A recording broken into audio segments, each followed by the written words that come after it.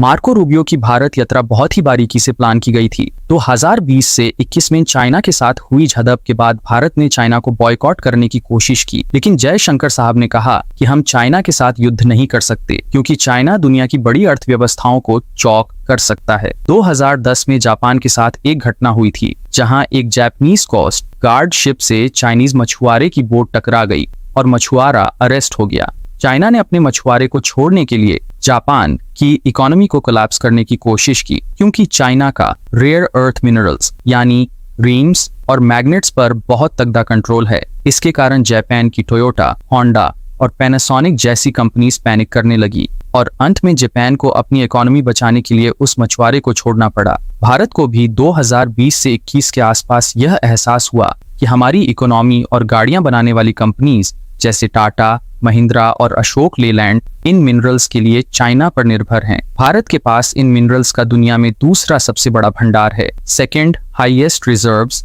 लेकिन भारत ने यूं समय कुछ नहीं किया। जनवरी 2025 में जब अमेरिका में ट्रंप सरकार आई तब भारत ने नेशनल क्रिटिकल मिनरल्स मिशन तैयार किया। अप्रैल 2025 में ट्रंप ने चाइना पर टैरिफ्स लगाए तो चाइना ने फिर से रार अर्थ मिनरल्स की सप्लाई रोकने की धमकी दी। सितंबर में भारत के पर्यावरण मंत्रालय ने इन मिनरल्स के खनन के लिए प्रक्रिया को आसान बनाया ताकि कोई लीगल या कोर्ट केस इसे न रोक सके। भारत ने अमेरिका के साथ लॉबिंग की कि उनका F-35 एयरक्राफ्ट और न्यूक्लियर सबमरीन भी चाइना के मैग्नेट और मिनरल्स के बिना नहीं बन सकते।